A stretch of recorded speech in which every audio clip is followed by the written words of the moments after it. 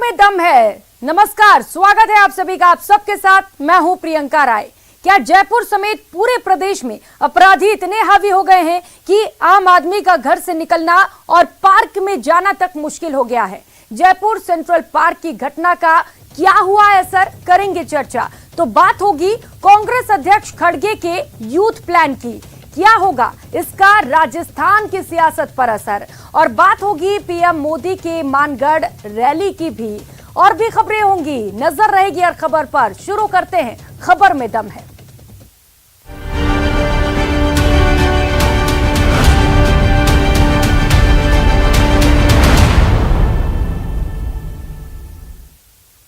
क्या Jaipur central park से सरेआम एक शख्स का अपहरण राजधानी की कानून व्यवस्था की पोल नहीं खोलता? भले ही बेखौफ अपराधी अपने मंसूबे में कामयाब ना हो पाए, लेकिन वीआईपी इलाके में अपहरण की इस वारदात ने जयपुर वासियों को अंदर तक हिला दिया है। क्या अब पार्क जाना और सड़क पर निकलना भी बंद करना होगा?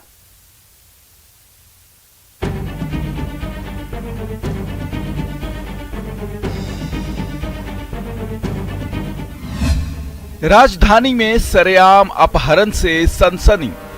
थोड़ा सा ये चीज तो मेरे को पहले से भी लगती थी, क्योंकि ना मतलब आफ्टर 9:30 आप यहाँ अकेले मूव नहीं कर सकते हो। रात की बात है, रात नहीं, मैं तो दिन की भी कह रही हूँ, रात की तो है ही। सेंट्रल पार्क में एक सरमाएदार, एक उद्योगपति के ड्राइवर को उद्योगपति समझकर अपहरण कर लिया जाए, गोली मारकर उसको फेंक दिया जाए और अपराधी निकल कर चले जाएं, इससे बड़ा दुर्भाग्य कुछ हो नहीं सकता। बेखौफ अपहरण गैंग, मुश्किल में आम आदमी। पूरे शहर के अंदर जिस प्रकार से असामाजिक तत्वों का खुला खेल होने लगा है, तो निश्चित रूप से कानून व्यवस्था जो बनी हुई है उसको एक चुनौती तो मिली हुई है, लेकिन अकेली पुलिस इस पूरे से निपट सकती। राजस्थान में ना अपराध ना ही अपराधी दोनों ही काबू में नहीं आ रहे। सरकार के पूर्णकालिक गृह मंत्री देने में हिचक रहे हैं राज्य के मुख्यमंत्री, इसीलिए अपराध और अपराधी दोनों बढ़ते जा रहे हैं। जब प्रदेश सरकार पुलिस के नए प्रधान का ऐलान करने वाली थी, उसके एन पहले राजधानी जयपुर में अपराधियों ने एक बार फिर अपहरण की वारदात को अंजाम देकर साबित कर दिया कि फिलहाल कोई खौफ पुलिस का बदमाशों में नहीं है। वरना राजधानी जयपुर के चहल पहल वाले इलाके से एक बार कार ड्राइवर का अपहरण करने का दुस्साहस तो अपराधी नहीं करते। हालांकि अपराधियों ने गलत सूचना के आधार पर कारोबारी की जगह उसके ड्राइवर का अपहरण कर लिया, जिसे कुछ देर बाद अपराधी फेंक कर फरार हो गए। लेकिन साफ है कि इस घटना ने प्रदेश में फैले अपहरण गैंग के इरादे साफ कर दिए हैं। पिछले 40 साल से लगातार सेंट्रल पार्क जब से नहीं था, जब से यहाँ आ रहा हूँ, और सेंट्रल पार्क में दिन पर दिन जिस प्रकार की घटनाएं बढ़ी है, निश्चित रूप से चिंता का विषय तो है। इसलिए प्रशासन को इसके अंदर और क्या शक्ति हो सकती है, इन सब की ओर विशेष ध्यान देना चाहिए। 7 साल से आप आ रहे हैं, पत्नी के साथ भी आते हैं, बच्चों के साथ भी आते होंगे। घटना के बाद में कैसा मन में? नहीं, घटना तो हुई, पर सेफ्टी होनी चाहिए। यहाँ मेन गेट पे क्या एक्टिविटी हो रही है उसके अकॉर्डिंगली।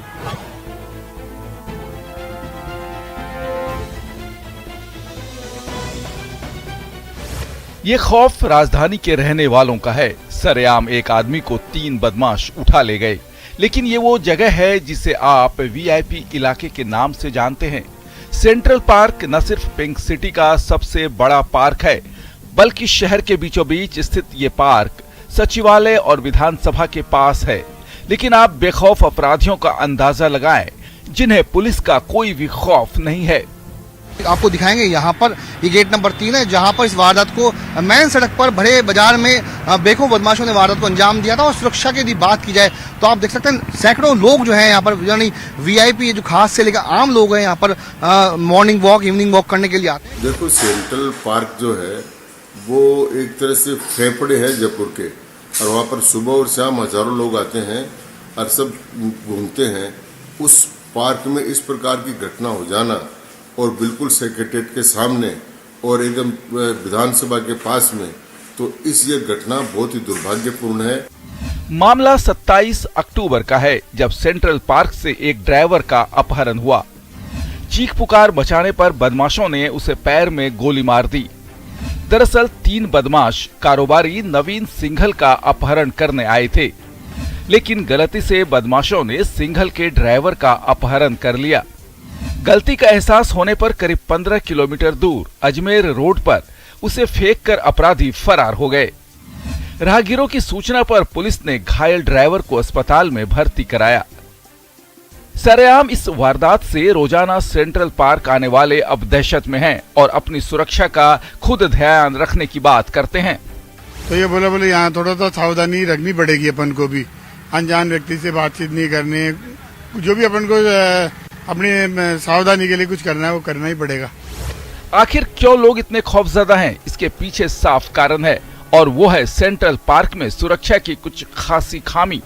वहीं मैं आपको सिक्योरिटी की यदि बात करूंगा तो वो जो सामने पेड़ों के बीच में जो एक कैमरा है, वो कैमरा यहाँ पर सुरक्षा के लिहाज से लगाया हुआ है, लेकिन चूंकि एंट्री गेट पर किसी भी तरह की कोई कैमरा नहीं है और घटना जो है गेट के बाहर हुई थी, ऐसे में पुलिस की जो टीम है वो भी अब काफी प्रयास यहाँ पर कर रही है, चूंकि बाहर कैमरा नहीं था। यदि बाहर कैमरे लगे होते तो शायद बदमाशों का चेहरा सामने आता।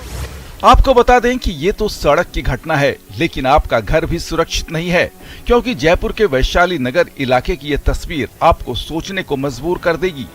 ये सीसीटीवी फुटेज एक मार्बल व्यापारी के घर की है, जहां देखिए कैसे उनके घर की नौकरानी अपने साथियों के साथ घर का सारा कीमती सामान गायब कर रही है। दरअसल परिवार किसी काम से घर से बाहर गया था और नौकरानी ने भरोसे को तोड़ते हुए कारोबारी के घर में डाका डाल दिया। तो चूरू में दिन दहाड़े एक युवक के अपहरण का मामला भी सामने आया है। यहाँ भी अपराधी ने पहले युवक को धमकाया और फिर सरेआम शहर के घंटाघर इलाके से युवक को उठा लिया।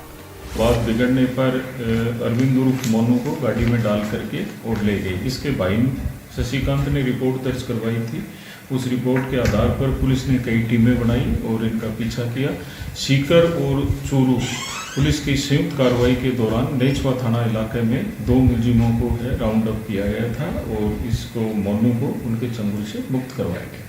प्रदेश की कानून व्यवस्था बेकाबू हो रही है। सरकार भले ही विपक्ष के आरोपों को सियासत कहकर टाल देती हो, लेकिन सच यही है कि राजधानी की सड़कें हो, पार्क हो या आपका घर, आप कहीं भी सुरक्षित नहीं है। घर में नौकरों का नकाब ओढ़े अपराधी घुसे जा रहे हैं तो सड़कों पर तो हर पल आप वारदात करने वाले गुनहगारों के निशाने पर हैं। यानी घर हो या सड़क, महिला हो या बच्चे, आपका पेशा जो भी हो, आप सुरक्षित नहीं है, क्योंकि ना तो अपराधियों में वर्दी का खौफ है, ना ही सीसीटीवी कैमरों से बचने की कोई हिचक।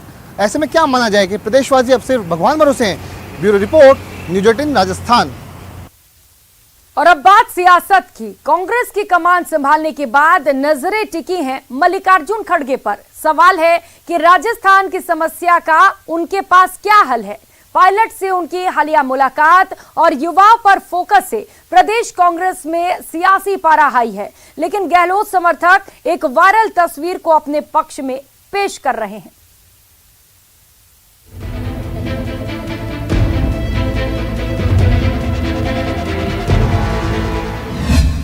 कांग्रेस के नए अध्यक्ष का राजस्थान प्लान। कांग्रेस पार्टी का जो बेमिसाल योगदान है, मैं समझूंगा इसको रक्षा करना हमारा सबका फर्ज है। खड़गे को कमान, कुर्सी मजबूत या खतरा? ये तो वक्त बताएगा। खतरा नहीं होता तो 4 साल में राजस्थान को खतरे में क्यों डाला। तो स्वाभाविक है कि आदमी जब इनसिक्योर होता है तो उसके बारे में बहुत ज़्यादा प्रोएक्टिव होकर इस तरीके की प्रतिक्रिया करता है। फोटोएं कभी भी भविष्य नहीं होती और इतिहास नहीं लिखा करती।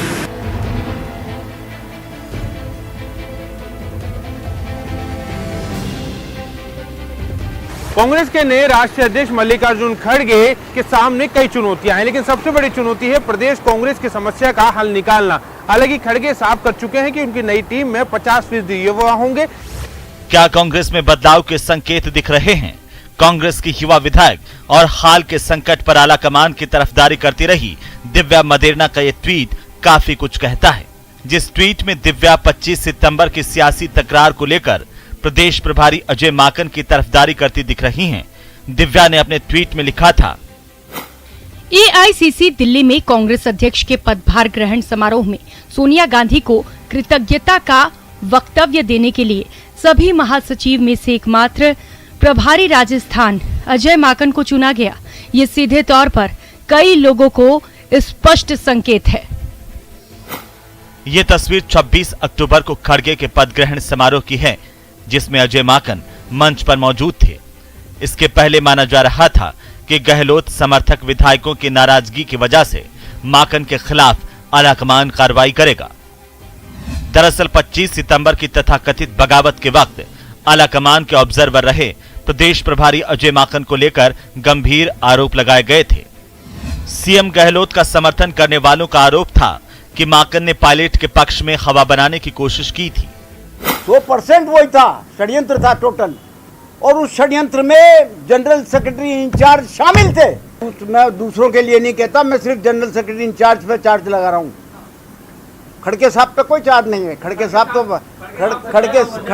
पे कोई चार्ज नहीं है। खड़गे साहब का कोई मुकाबला नहीं है। लेकिन इसके उलट माकन को न सिर्फ पूर्व अध्यक्ष सोनिया गांधी से बल्कि नए अध्यक्ष मल्लिकार्जुन खड़गे की ओर से भी पूरा सम्मान मिला है। खड़गे ने पद ग्रहण के साथ ही CWC की जगह 100 स्टीयरिंग कमेटी बनाई, उसमें अजय माकन भी शामिल किए गए। वहीं गहलोत समर्थकों का दावा है कि गहलोत जैसा सीएम देश में कोई नहीं है। कांग्रेस तो इकट्ठी है। कांग्रेस में तो 5 साल अशोक गहलोत का झंडा बरकरार रहेगा,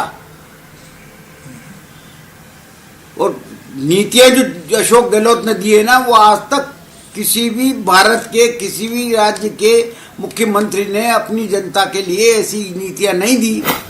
दरअसल 25 सितंबर की घटना ने कांग्रेस के आलाकमान की छवि को बुरे तरीके से नुकसान पहुंचाया है और बीजेपी को शानदार मौका मुहैया करवाया कि राजस्थान में कांग्रेस को खतरा है और कांग्रेस की सरकार को खतरा है। वो जाने वाली है, चाहे बाईं तरफ बैठे, चाहे दाईं तरफ बैठे, चाहे चक्कर खाकर बैठे और चाहे कुछ भी कर बैठे, कांग्रेस की विदाई का समय राजस्थान में आ गया। पर जिस प्रकार के अंतर्द्वंद में सरकार फंसी हुई है, ये अंतर्द्वंद सरकार की पैदाइश से प्रारंभ हुआ आज तक जारी है, और मुख्यमंत्री जी की एक ही कामयाबी रही, इतना अंतर्विरोध होते हुए भी अपनी कुर्सी को उन्होंने बचाए रखा। ये उनकी जादूगिरी रही। राजस्थान का हल क्या होगा ये तो कहना मुश्किल है, लेकिन ये भी तय है कि इसके लिए नए अध्यक्ष ने अपना प्लान भी बता दिया है। कांग्रेस को नए सिरे से मजबूत करने के लिए खड़गे ने साफ किया कि युवाओं की नई टीम खड़ी कर कांग्रेस के पुराने दिन लौटाने पर फोकस होगा। खड़गे ने कहा कि राजस्थान के उदयपुर में हुए चिंतन शिविर के ब्लूप्रिंट को लागू किया जाएगा। पार्टी में युवाओं की भागीदारी को बढ़ाने की उन्होंने अपनी प्राथमिकता बताई।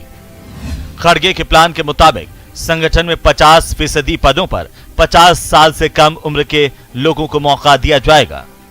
कांग्रेस के नए अध्यक्ष के यूथ प्लान को लेकर प्रदेश कांग्रेस में असमंजस की स्थिति है, क्योंकि मुख्यमंत्री अशोक गहलोत युवा जोश की जगह अनुभव को तरजीह देते नजर आते हैं। कांग्रेस अध्यक्ष के मतदान के दौरान भी उन्होंने कहा था कि युवाओं को मौका रगड़ाई के बाद ही मिलना चाहिए, क्योंकि अनुभव का कोई तोड़ नहीं होता।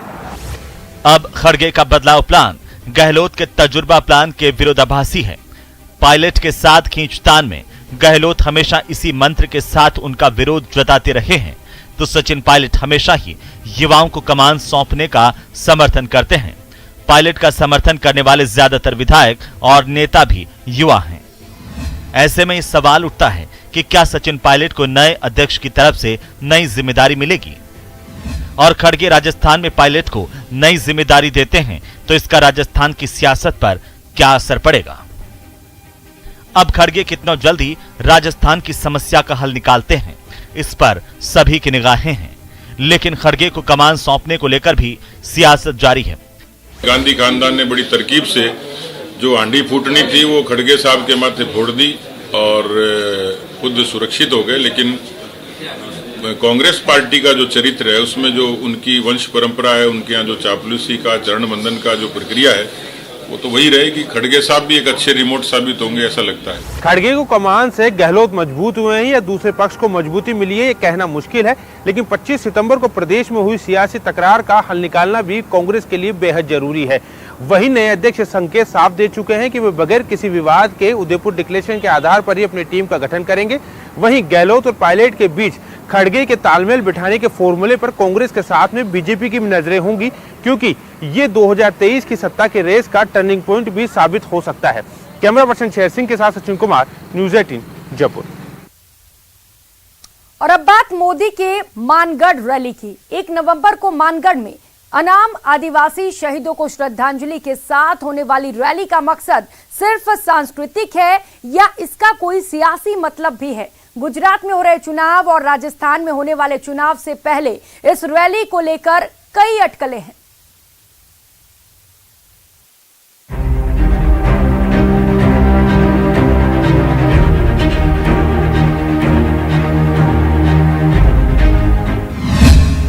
शहीदों को सम्मान, आदिवासियों को संदेश। मानगढ़ की वो धरती है जहां 1913 में अंग्रेजों से संघर्ष करते हुए गोविंद गुरु के नेतृत्व में उस हुकूमत के खिलाफ संघर्ष करते हुए असंख्य लगभग 1500 जनजाति के लड़ाकाओं का बलिदान हुआ था। पीएम मोदी की मानगढ़ रैली, बढ़ी हलचल। देखिए यहाँ वो तो आपको पता ही चल जाएगा, लेकिन हम सोच रहे हैं कि तीनों राज्यों के मुख्यमंत्री उसमें आमंत्रित हैं। राजस्थान भी उसमें है, गुजरात के मुख्यमंत्री और मध्य प्रदेश। मामला आजादी के अनाम शहीदों के सम्मान से जुड़ा है, लेकिन जब मौका चुनावी हो तो हर सार्वजनिक रैली कहीं ना कहीं सियासी संदेश तो दे ही जाती है। और ऐसा ही पीएम की मानगढ़ रैली को लेकर भी है। अगले महीने गुजरात में चुनाव होने हैं और अगले साल राजस्थान, मध्य प्रदेश में चुनाव है। वहीं तीनों ही राज्यों में रहने वाली आदिवासी आबादी को मानगढ़ की पवित्र स्थली से एक सियासी संदेश मिल सकता है, क्योंकि 1 नवंबर को प्रधानमंत्री बांसवाड़ा के मानगढ़ में आदिवासी शहीदों के सम्मान में एक रैली तो करेंगे, वो सीधे तौर पर आदिवासी वोटर तक उसका संदेश पहुंचेगा ही।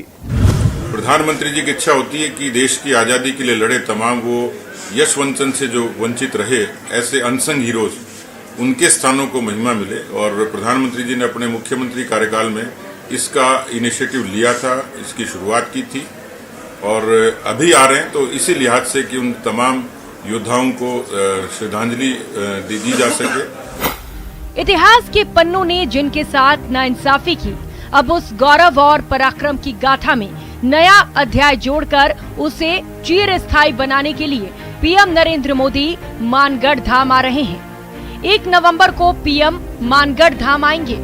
बड़ी कड़ी होगी और उन लोगों को ये सच्ची श्रद्धांजलि होगी जिन्होंने अनाम शहीदों के नाम से इस देश की आजादी के लिए कुर्बान कर दिया। 1500 आदिवासियों को यहाँ पर गोलियों से भून दिया गया था।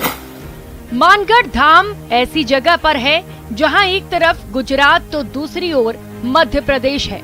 ये पूरा का पूरा इलाका आदिवासी बाहुल है और माना जा रहा है कि मानगढ़ दौरे में पीएम 3 राज्यों के आदिवासी वोटरों को संदेश देंगे।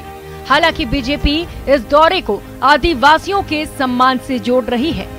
क्योंकि राजनीतिक व्यक्ति हैं, इसलिए उन चीजों का आकलन राजनीतिक चश्मे से होगा, लेकिन ये प्रधानमंत्री जी के काम करने का तरीका है कि उन्होंने आदिवासियों के बीच में एक बड़े लंबे अरसे से और बहुत व्यवस्थित काम किया है। और इसलिए जितनी लोक कल्याण की नीतियां हैं उनको देखोगे तो सीधे सीधे जनजाति और वंचित तबके के लिए उनकी नीतियां प्राथमिकता से बनी है। दरअसल मानगढ़ में इसी जगह पर 1913 में अंग्रेजों के जुल्मों के खिलाफ गोविंद गुरु के नेतृत्व में आंदोलन की चिंगारी फूटी थी। अंधाधुंध फायरिंग में 1500 से ज्यादा आदिवासी शहीद हो गए थे। हालांकि इन वीरों को इतिहास में ज्यादा तवज्जो नहीं दी गई। अब पीएम आ रहे हैं तो सब सियासी निगाह से इनके इस दौरे को देख रहे हैं। पीएम मोदी की यात्रा के राजनीतिक मायने को लेकर भी अटकलें हैं। राजस्थान में 95 लाख से ज्यादा आदिवासी आबादी है, तो राजस्थान विधानसभा में एसटी के लिए 25 सीट और लोकसभा की 3 सीट रिजर्व है। बात गुजरात की करें तो यहाँ 16% आदिवासी आबादी है। गुजरात विधानसभा में 26 सीट जबकि लोकसभा की 4 सीट रिजर्व है। वहीं एमपी में विधानसभा की 47 और लोकसभा की 6 सीट अनुसूचित जाति के लिए रिजर्व है। कुल मिलाकर मानगढ़ में पीएम मोदी 3 राज्यों की 99 आदिवासी बहुल विधानसभा सीटों के मतदाताओं को सीधा संदेश देंगे। हालांकि ये सरकारी कार्यक्रम है और इस रैली में तीनों ही राज्यों के सीएम और बीजेपी के प्रदेश अध्यक्षों को भी न्योता भेजा गया है। राजस्थान के मुख्यमंत्री अशोक गहलोत और राज्यपाल कलराज मिश्र भी कार्यक्रम में मौजूद रहेंगे। हो सकता है कि मानगढ़ धाम को राष्ट्रीय स्मारक का दर्जा भी दिया जाए। मानगढ़ धाम की एक पवित्रता है, एक इतिहास परक बातें हैं उसमें छुपी हुई, इसलिए उस जगह के पर अगर प्रधानमंत्री जी आते हैं, देश के प्रधान सेवक आते हैं, तो एक तरह से उन शहीदों की शहादत को नमन भी होगा, उनके प्रति श्रद्धा भी होगी। इसको राजनीति और वोट से जोड़ना बेमानी बात है।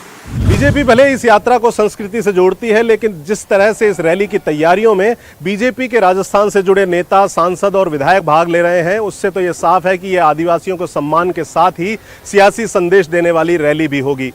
माना जा रहा है कि तीनों ही राज्यों में रहने वाली निर्णायक आदिवासी आबादी के लिए यहां से कोई बड़ा ऐलान भी हो सकता है, क्योंकि सवाल सिर्फ तीनों राज्यों में सरकार बनाने का नहीं है, बल्कि आदिवासी समाज में बीजेपी से जुड़ी आस्था का भी है। कैमरा पर्सन अविनाश के साथ हितेंद्र शर्मा, न्यूज़ 18 जयपुर। तेज की जंग नजदीक आ रही है तो प्रदेश की दोनों ही पार्टियां अपने संगठन की मजबूती पर फोकस कर रही हैं। शुरुआत बीजेपी की तरफ से हुई है, जो 2023 के साथ ही 2024 के लोकसभा चुनाव के लिए नियुक्ति कर रही है। तो नए अध्यक्ष की अगुवाई में अब कांग्रेस भी संगठन को मजबूती देने को मजबूर हो गई है।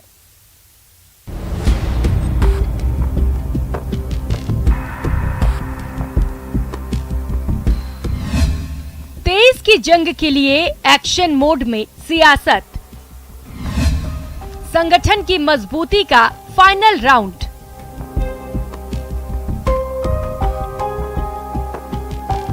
कांग्रेस में मल्लिकार्जुन खड़गे के अध्यक्ष पद की कमान संभालने के बाद में अब कांग्रेस संगठन को मजबूती देने की तैयारियां शुरू हो चुकी हैं। एक तरफ कोशिश ये की जा रही है कि कांग्रेस के अंदर जो चुनिंदा जिला अध्यक्ष के भरोसे काम चल रहा था, उनके अंदर बड़ी तब्दीली की जाए। कांग्रेस के तमाम जिला अध्यक्ष और ब्लॉक स्तर पर पदाधिकारियों को बदला जाए। सूत्रों के मुताबिक माना जाए तो इसमें बड़े बदलाव कर भी दिए गए हैं, बस अध्यक्ष की मोहर लगना अभी बाकी है। वहीं पर बीजेपी की अगर देखें तो इन तमाम हालात के अंदर बीजेपी ने 2023 की जंग के लिए अपने संगठन के अंदर तमाम जो बड़े रद्दोबदल करने हैं उसकी तैयारी कर ली है। जल्दी ही बीजेपी भी 14 जिला अध्यक्षों में बदलाव कर देगी। कांग्रेस अपने नए अध्यक्ष की अगुवाई में अपनी टीम के गठन को लेकर काफी उत्साहित है। राजस्थान के 200 विधानसभा क्षेत्र के लिए 2-2 ब्लॉक अध्यक्षों के नाम तय किए गए हैं। इसके अलावा राजस्थान के 20 से ज्यादा जिलों के शहर और देहात के जिला अध्यक्षों के नाम भी तय किए गए हैं। राजस्थान में फिलहाल 13 ही जिला अध्यक्ष नियुक्त हैं। प्रदेश भर में शहर देहात मिलाकर 30 से भी ज्यादा जिला अध्यक्षों की नियुक्ति फिलहाल होनी है। इसी तरह 400 ब्लॉक अध्यक्षों की नियुक्तियां भी होनी है। इसके अलावा देश के तमाम प्रदेश कांग्रेस कमेटी प्रेसिडेंट के निर्णय को कांग्रेस के राष्ट्रीय अध्यक्ष पर छोड़ा गया है। जिस पीसीसी चीफ को पद पर बरकरार रखना होगा वो रहेगा, वहीं जहां बदलना होगा वहां राष्ट्रीय अध्यक्ष उसे बदल देंगे। कांग्रेस अपने संगठन को मजबूत करने में जुटी है तो राजस्थान में मिशन 2023 की तैयारियों में बीजेपी अगले महीने नवंबर से ही जुट जाएगी। 17 दिसंबर को गहलोत सरकार के 4 साल पूरे हो रहे हैं। इस तारीख से बीजेपी गहलोत सरकार के खिलाफ चुनावी मोड में दिखेगी। बीजेपी में जल्द ही जिला अध्यक्षों और मोर्चा प्रभारी के पद पर नई नियुक्ति होगी। सूत्रों के मुताबिक ऐसे नेताओं और कार्यकर्ताओं की लिस्ट तैयार की जा रही है जो विधानसभा या लोकसभा का चुनाव लड़ने की इच्छा नहीं रखते हों। दरअसल विधानसभा चुनाव 2023 के साथ ही 2024 में होने वाले लोकसभा को लेकर प्रदेश में बीजेपी एक नई टीम तैयार करना चाहती है, जो अगले 2 साल तक चुनाव के दौरान पार्टी के लिए पूरा समय निकाल सके। इस पर शुरुआती वर्क भी कर लिया गया है। प्रदेश प्रभारी अरुण सिंह से बात कर प्रदेश अध्यक्ष सतीश पूनिया जल्द ही जिलों से लेकर मोर्चा और प्रकोष्ठ तक संगठन में बदलाव करेंगे। जानकारी के मुताबिक बीजेपी संगठन में 15% नए चेहरों को पद देना चाहती है। अलग अलग मोर्चे, प्रकोष्ठ और प्रकल्पों के साथ ही जिलों की कार्य समिति में भी ये बदलाव होंगे। तो संगठन से निष्क्रिय पदाधिकारियों की छुट्टी भी तय है। 2023 की चुनावी लड़ाई जहां पर कांग्रेस के लिए खुद के अस्तित्व को बचाने वाली है, वहीं पर बीजेपी के लिए भी न सिर्फ ये सत्ता वापसी का रास्ता है, बल्कि कांग्रेस के मजबूत किले को ध्वस्त करने के लिए भी बीजेपी काम कर रही है। एक तरफ कांग्रेस की तरफ देखा जाए तो कांग्रेस की कोशिश ये है कि राजस्थान को जैसे तैसे बचा करके रखा जाए ताकि 2024 की जो लड़ाई है आगे मजबूती से लड़ी जा सके। वहीं पर कांग्रेस के आला कमान और तमाम बड़े जिम्मेदारों की जो कोशिश है वो ये है कि राजस्थान वापस जीता जाए और आगे की तैयारी मजबूती से की जाए। भाजपा की अगर बात की जाए तो भाजपा का फोकस फिलहाल गुजरात चुनाव पर है, क्योंकि पीएम मोदी गुजरात चुनाव में लगे हुए हैं। गुजरात चुनाव के बाद में निश्चित तौर पर राजस्थान के अंदर जो बीजेपी के बड़े जिम्मेदार हैं, पीएम हैं और कांग्रेस के आला कमान हैं, उन तमाम लोगों की आवाजाही बढ़ जाएगी और सियासी रण की तमाम तैयारियां यहां देखने को मिलेंगी। कैमरा पर्सन अविनाश के साथ में अरबाज अहमद, न्यूज़ 18 के लिए जयपुर से। खबर में दम है में फिलहाल इतना ही। नमस्कार।